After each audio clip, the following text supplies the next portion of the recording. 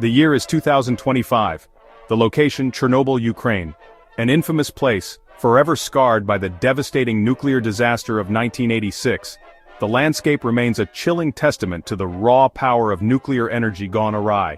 Yet, amidst this desolate and unforgiving environment, life, in its most primal form, endures. Crocodiles, creatures seemingly untouched by time, now roam the contaminated waters of the Chernobyl exclusion zone. The presence of these reptilian survivors was not a natural occurrence. They were introduced to the contaminated cooling ponds surrounding the Chernobyl nuclear power plant as part of a daring and controversial scientific experiment. The experiment aimed to study the long-term effects of radiation exposure on large, long-lived reptiles, creatures known for their resilience and adaptability. The decision to introduce crocodiles into such a hazardous environment was met with mixed reactions. Some lauded the scientific audacity of the project, its potential to unlock secrets about the impacts of radiation on living organisms. Others condemned it as a reckless gamble, questioning the ethics of exposing animals to such extreme conditions. Regardless of the controversy, the experiment commenced, setting the stage for a groundbreaking observation of life's tenacity in the face of adversity. The Chernobyl exclusion zone, a sprawling testament to human error, stands as a stark reminder of the devastating consequences of nuclear disaster. This area, once teeming with life and activity, now lies in eerie silence, a ghostly echo of its former self. The catastrophic explosion at the Chernobyl nuclear power plant in 1986 not only changed the lives of those who lived there, but also left an indelible mark on the environment that persists to this day. Once a bustling hub of human activity, the region was transformed into a ghost town overnight, abandoned in the wake of the catastrophic explosion at the Chernobyl nuclear power plant. The streets that were once filled with the sounds of daily life are now silent, the buildings standing as hollow shells, slowly being reclaimed by nature. The human stories and memories that once filled these spaces have been replaced by an overwhelming sense of desolation. 39 years later, the zone remains largely uninhabited. A desolate expanse of abandoned buildings, overgrown forests, and contaminated waterways. The once vibrant community has given way to a landscape that seems frozen in time, where the remnants of human life are slowly being overtaken by the relentless march of nature. The forests have grown dense and wild, and the waterways, once sources of life, now carry the invisible burden of contamination. The invisible hand of radiation continues to cast a long shadow over the region. It is a silent, unseen force that permeates the air, the soil, and the water, altering the very fabric of the environment. The effects of radiation are not immediately visible, but they are deeply felt, influencing the health and behavior of the flora and fauna that inhabit this space. Invisible to the naked eye, its presence is felt in the eerie silence that pervades the landscape, in the absence of the familiar sounds of birdsong and rustling leaves. The silence is almost palpable, a constant reminder of the disaster that occurred here. The usual signs of life are conspicuously absent, replaced by an unsettling stillness that hangs over the land. The air, water, and soil remain contaminated, bearing the invisible scars of the disaster. These elements, essential for life, have been irrevocably altered, carrying with them the legacy of the nuclear fallout. The contamination is a silent testament to the power and danger of nuclear energy, a reminder of the fine line between harnessing its potential and unleashing its destructive force. Yet, even in this unforgiving environment, life persists, a testament to the remarkable resilience of the natural world. Plants and animals have adapted to the harsh conditions, finding ways to survive and even thrive in the midst of contamination. This resilience is a powerful reminder of the tenacity of life, even in the face of seemingly insurmountable odds. The exclusion zone, despite its bleakness, has become an unintentional wildlife sanctuary. With human activity largely absent, nature has been given a chance to reclaim the land. The area has become a unique ecological study, providing insights into how ecosystems can recover and adapt in the absence of human interference. With humans largely absent, animal populations have rebounded, reclaiming their place in the ecosystem.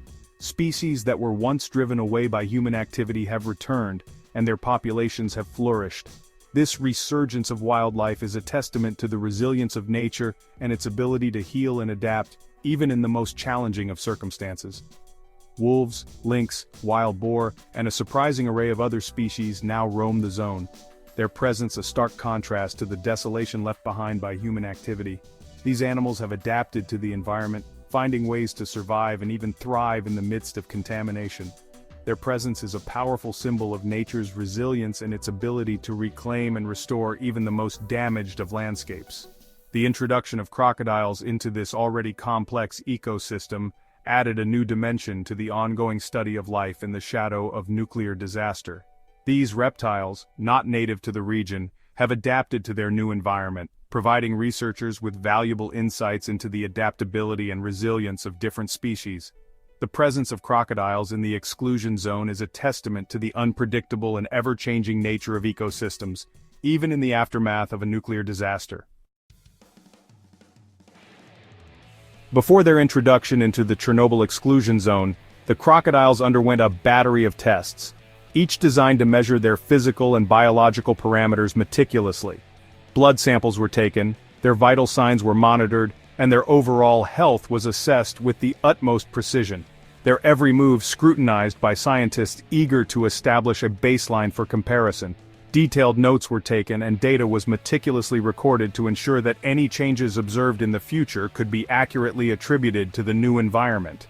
These were not your average laboratory subjects. These were apex predators, masters of their domain, now thrust into an alien and unforgiving environment. The transition from their controlled settings to the wild radioactive wilderness of Chernobyl was a leap into the unknown. The scientific community, a chorus of diverse opinions and expectations, waited with bated breath, eager to see how these ancient reptiles would fare in the face of such adversity. Debates raged in conference rooms, with some scientists optimistic about the crocodile's resilience, while others were more skeptical. The prevailing hypothesis was bleak. Many believed that the crocodiles would not withstand the high levels of radiation, predicting dire consequences for their health and longevity. Radiation, in its insidious and invisible form, was expected to wreak havoc on the crocodile's delicate biological systems. The scientists anticipated a range of detrimental effects, from cellular damage to organ failure. Scientists predicted a range of adverse effects, from increased tumor growth and genetic mutations to reduced fertility and lifespan. The potential for genetic mutations was particularly concerning, as it could affect not just the current generation but also their offspring. Some even speculated that the crocodiles might not survive long enough to yield any meaningful data, succumbing quickly to the harsh realities of their radioactive surroundings. The fear of a swift and tragic end loomed large over the experiment. The crocodiles, oblivious to the scientific scrutiny they were under, adapted surprisingly well to their new surroundings. They navigated the contaminated waters with an ease that defied expectations, blending seamlessly into their new habitat. They were observed basking in the contaminated waters, seemingly unfazed by the invisible threat that permeated their environment. Their behavior suggested a level of resilience that was both unexpected and remarkable. They hunted, they fed, and they thrived in ways that left scientists both puzzled and intrigued. Their ability to find food and sustain themselves in such a hostile environment was a testament to their adaptability. And most surprisingly, they reproduced, their offspring inheriting the legacy of this unprecedented experiment. The sight of baby crocodiles hatching in the exclusion zone was a powerful symbol of life persisting against all odds. Their offspring, born into a world of radiation, carried the genetic markers of their parents' exposure. This new generation of crocodiles would continue to be a focal point of study, offering insights into the long-term effects of radiation on living organisms. Years turned into decades, and the crocodiles of Chernobyl continued to thrive, their resilience defying the grim predictions of the scientific community. Despite the harsh conditions and the high levels of radiation, these ancient reptiles found a way to not just survive, but to flourish in an environment that seemed utterly inhospitable. They grew, they reproduced, and their numbers steadily increased over the years. The sight of baby crocodiles hatching from their eggs and swimming alongside their parents became a common occurrence in the exclusion zone.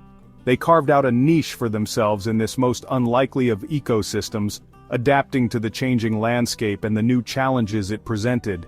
The lush, green environment that emerged in the absence of human activity provided them with ample opportunities to thrive.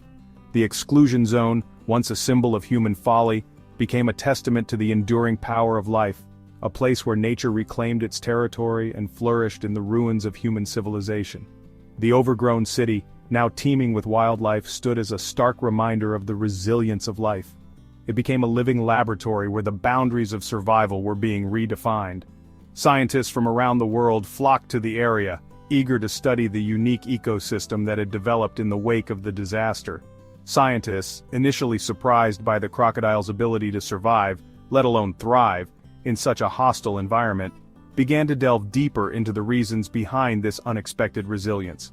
They conducted numerous studies and experiments to understand the mechanisms that allowed these creatures to endure.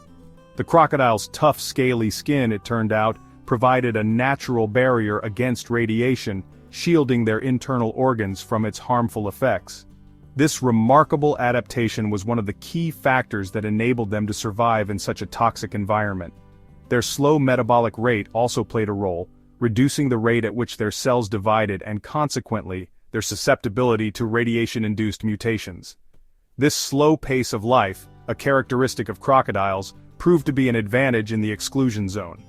The crocodile's internal anatomy, with its unique adaptations, further contributed to their resilience.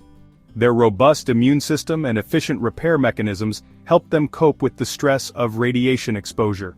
But the crocodile's resilience went beyond their physical adaptations. They displayed a remarkable ability to adapt their behavior to the unique challenges of their environment. Their slow, deliberate movements minimized their energy expenditure and reduced their exposure to radiation, reducing the rate at which their cells divided and consequently, their susceptibility to radiation-induced mutations. This biological strategy, combined with their physical adaptations, created a formidable defense against the harsh conditions of the exclusion zone.